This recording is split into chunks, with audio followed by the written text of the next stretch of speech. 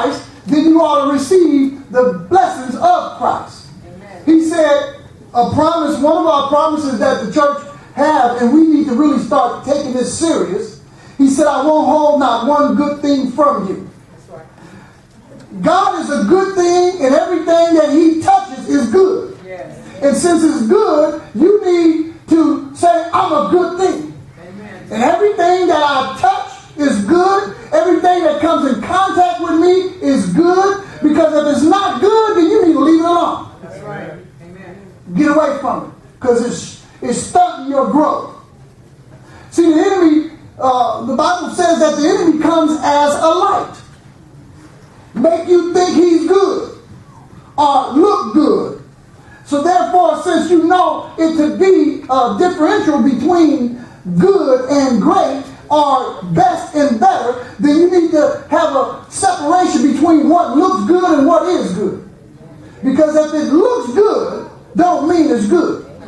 In other words, quit being carnal-minded or carnally looking from the eyes, from the flesh. Start looking at the life you have and the life that you are around and the people that are around you. Start looking at them with a spiritual eye. Because if they're not promoting you to get spiritual, then you need to literally tell them, hey, you stunting my growth.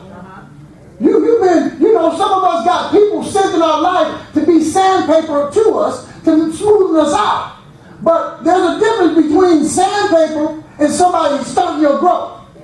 Because see, even sandpaper, it smooths you out and get you smooth. But when somebody's stunting your growth, that means they are literally stopping the work of the Lord in your life. It ain't got nothing to do with the message. It was a sidebar that the Lord put on my spirit. Because we have to get serious about this. This thing is not for play. If you go into the New Testament, the Bible clearly states that when they heard about the noise of Jesus, everybody came looking. Yes. In other words, in the New Testament, in the beginning, they went from house to house, speaking about Jesus, proclaiming the gospel, proclaiming his goodness, proclaiming what he is and who he is. Now, what that tells me, somebody was talking.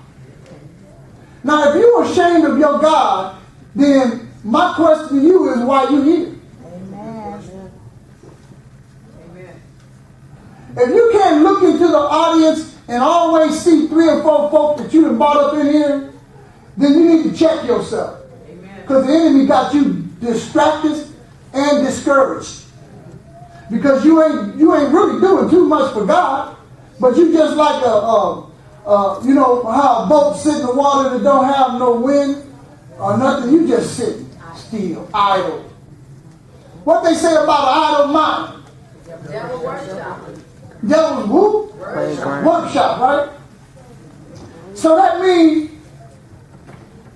if you are idle, that means you're not doing the work of the Lord. Or let's just say you're comfortable where you at, which is doing nothing. And guess what? The funny thing about it, the devil is busy. He's on the job. Today I have a message that I kind of like this one because it really helped me take an inventory of where I was at a certain particular time in my life. And because of where I was at this time in my life, I need to not never forget where I was and press further to get even higher in God. We're going to be looking at Book of Acts. Let's all stand. Chapter 3. And Elder Mosley, can you read for me today?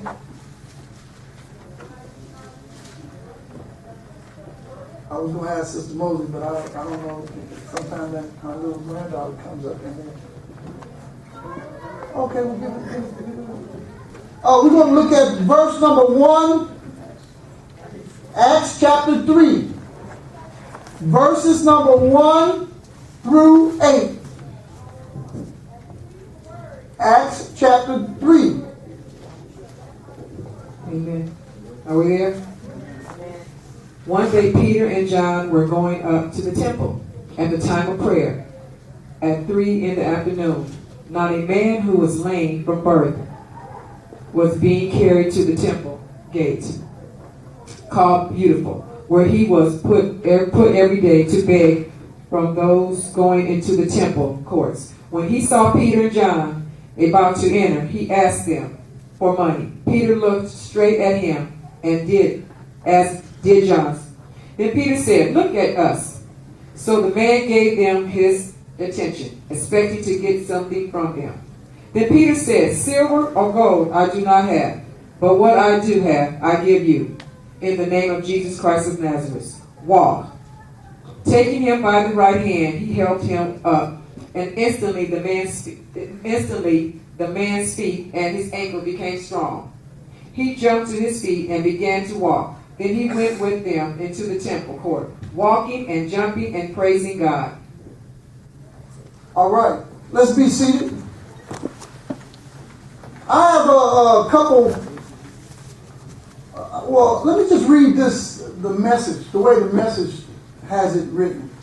One day at 3 o'clock in the afternoon, Peter and John were on their way into the temple for prayer meeting. At the same time, there was a man crippled from birth, being carried up.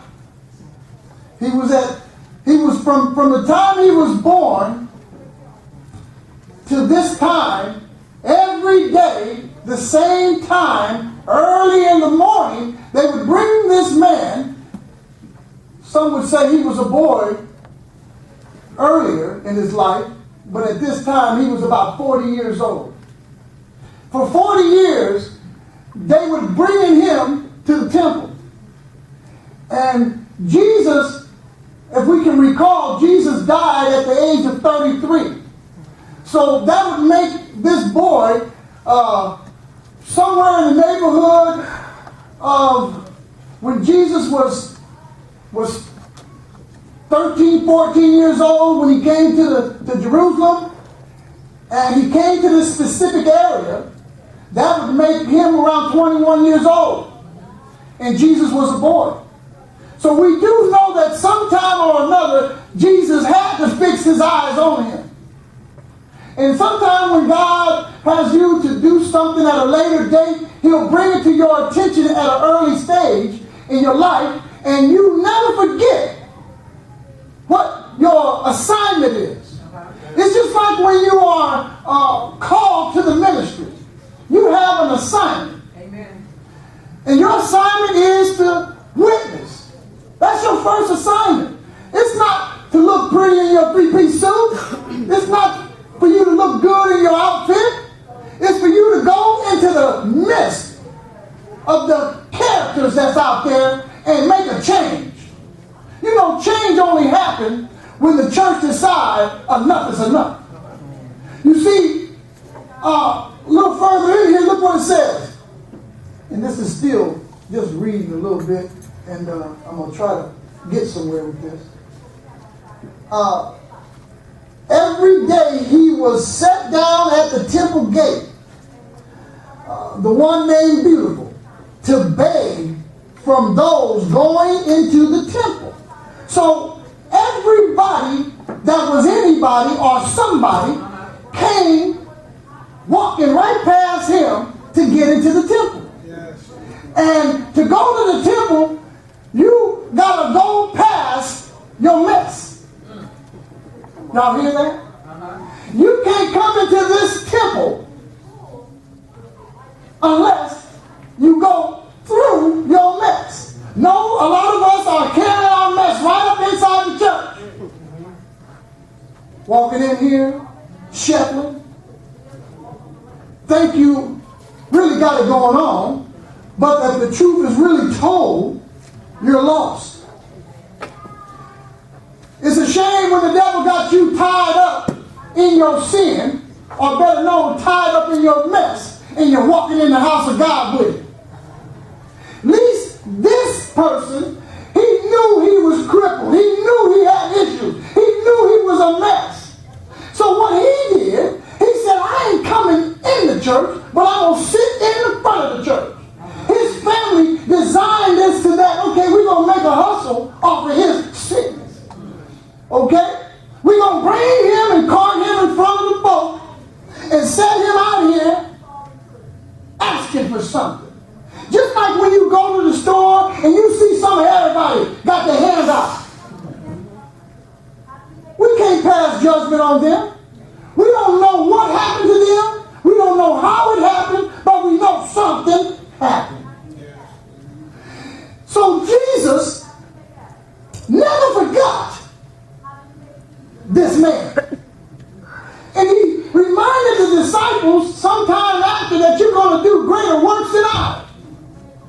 So I can imagine Jesus, the spirit of Jesus was at an all-time high. You know, so look what else it says. I don't want to get before myself. When he saw Peter and John about to enter the temple, he asked for a handout. How many folks that came up to us and asked for a handout? You know, just last night, because sometimes it irritates me. I'm going to be real with y'all for a minute or two. It irritates me when I see people doing the same thing over and over and over and over again. And then the Lord had to humble me and tell me it could be you. It could be your kid. It could be somebody close to you in this condition. And never get beside yourself and think that you have arrived and that you're not acceptable to any kind of condition. Because a condition only means something had to happen in your life